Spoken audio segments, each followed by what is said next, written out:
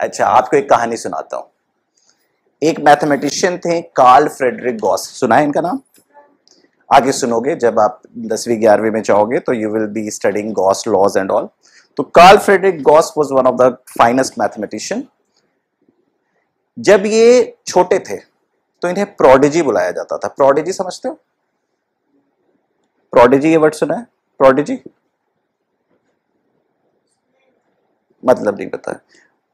अक्सर हम लोगों को हिस्ट्री में और हमारे प्रेजेंट डेज में भी ऐसे बच्चे दिखाई देते हैं जो अपने उम्र से ज्यादा की चीजों को जान लेते हैं और जल्दी से जान जाते हैं। They are more intelligent, they are more quick in finding things and all. तो उसे जैसे अगर आप एक बच्चे हो और आप क्लास 5th नहीं 7th 8th की बातें भी कर सकते हो, 9th 10th की बातें भी तुरंत सीख जाते हो, तो उसे नॉर्मली एक्सेप्शनल टैलेंट्स को हम क्या कहते हैं? प्रोडिजी कहते हैं। तो he was considered to be a prodigy. Why I tell you, आपसे भी छोटे थे वो, 8-9 साल के। आप तो भी 10-11 ईयर्स के होंगे, राइट?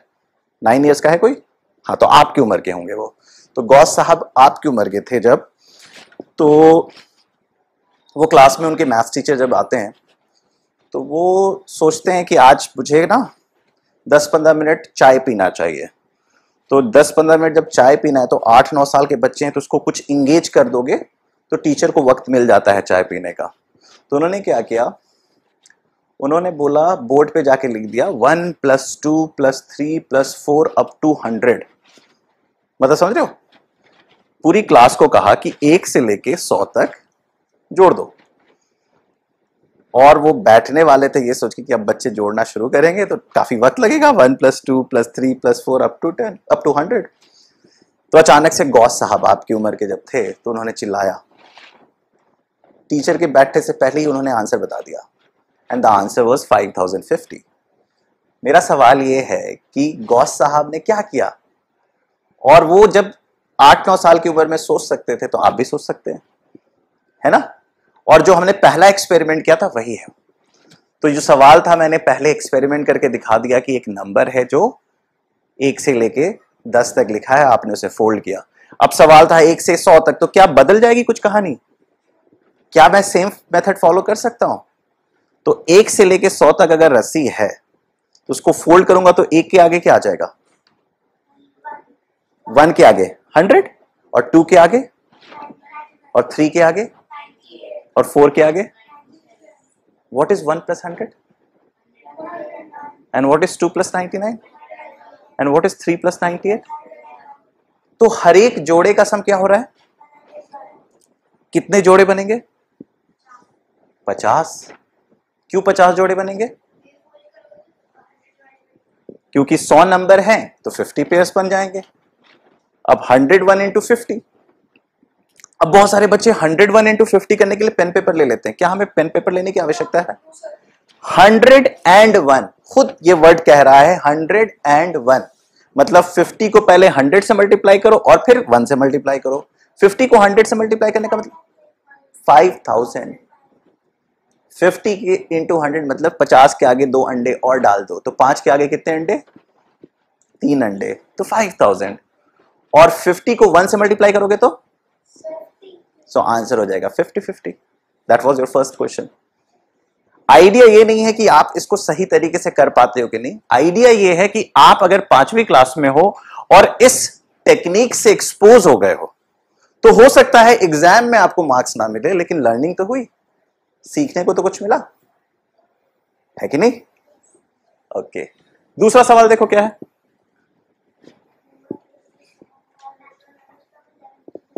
अब आपसे 11 से 20 तक की जोड़ पूछी जा रही है। अब देखो, अभी कहानी 1 से चल रही थी, अब कहानी 11 से चल रही है। क्या कहानी में कुछ बदलाव हुआ है? देखा जाए तो फर्स्ट से ना शुरू करके 11 से बस शुरू कर दिया गया। तो अब जो हमारे पास रस्सी है वो कहां से शुरू हो रही है और खत्म कहां हो रही है? तो अगर मैं फोल्ड करूंगा तो 11 के आगे क्या आएगा? 20 + 11 31, और 12 के आगे क्या आएगा? 19। What is 12 + 19? 31। मतलब हर एक जोड़े का सम क्या आ रहा है? कितने जोड़े होंगे? 5। तो हर एक जोड़े का सम अगर 31 है तो क्या हो जाएगा? 31 × and what is 31 × 5? Again you don't have to take the pen. 31, 30 into 5 तो कर सकते हैं, 3 5 15, 150, एंड 5 इंटू 1 5, 150 एंड 5 150। मतलब हम कैलकुलेशन से बहुत डरते हैं, है ना। मैथ्स जब मैं बच्चों से पूछता हूं, कि मैंने आपसे पूछा था कि आप सारे बच्चों में मैथ्स कितने ज्यादा, आपको मतलब आप लोगों में से कितने लोग मैथ्स को प्यार करते हो। मैंने दूसरा सवाल नहीं पूछा था कि आप में से कितने लोग मैथ्स से डरते हो या नफरत करते हो। कितने लोग करते हो? मम्मी हाथ उठाने की कोशिश कर रही है, बच्चा हाथ नहीं उठा रहा है। हाँ बताइए, आप क्यों मैथ से डरते हैं? डरता नहीं हो, but doesn't like, I don't like it. हाँ हाँ, आपको मैथ्स आई थिंक पसंद है या ओके है। मेरा सवाल है कि बच्चों को मैथ्स से इतनी डर क्यों लगती है, क्या वजह है? आप बहुत कम बात कर रहे हैं, मम्मी बगल में बैठी है इसलिए।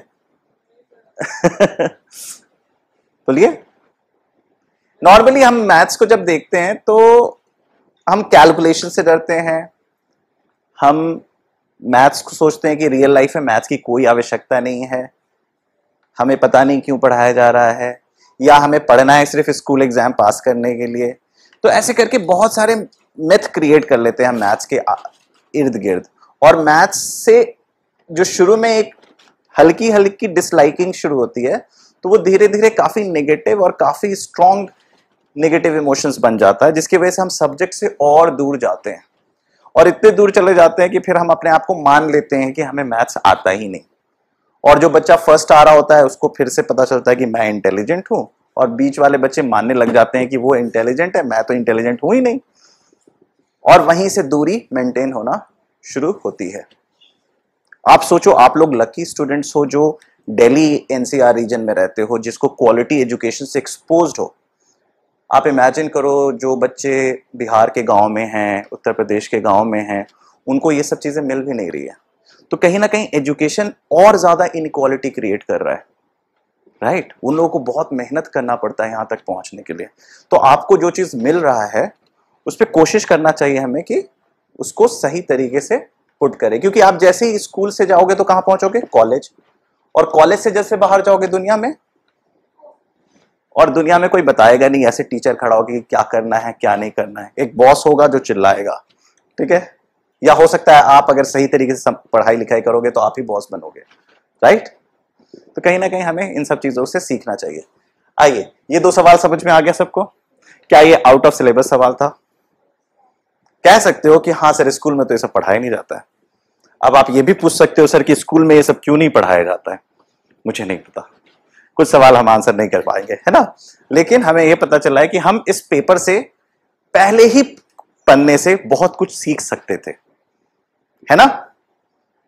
और इतना अच्छा सीख सकते थे कि आप क्लास में किसी बच्चे के पास, जैसे मैं आप लोग सबको सजेस्ट करूंगा कि जब आप अपने दोस्तों से मिलें तो ये सब चीजें बात करें। जब आप इन सब चीजों को अपने दोस्तों को पढ़ाने की कोशिश करेंगे ना, तो दो फायदे होंगे। एक, दोस्त तो आपका सीखेगा ही, और दूसरा आपकी कंठस्थ हो जाएगी चीजें, और आपके अंदर भूख होगा कि यार अभी तक मैं इतना ही जानता हूं, ये तो अब बार बार एक ही बात तो मैं दोस्त से कर नहीं सकता हूं, तो इसका मतलब मुझे अगले दिन कुछ और सीख के आना पड़ेगा। तो आपके अंदर वो भूख भी आ जाएगी कि मुझे सीखना चाहिए और सीखना चाहिए, ताकि मैं दोस्तों को जाके और बताऊं। तो आप पढ़ाने के प्रोसेस में पढ़ने भी लग जाएंगे, है ना। अच्छा, लेट्स डू सम फ्रैक्शन। अब देखो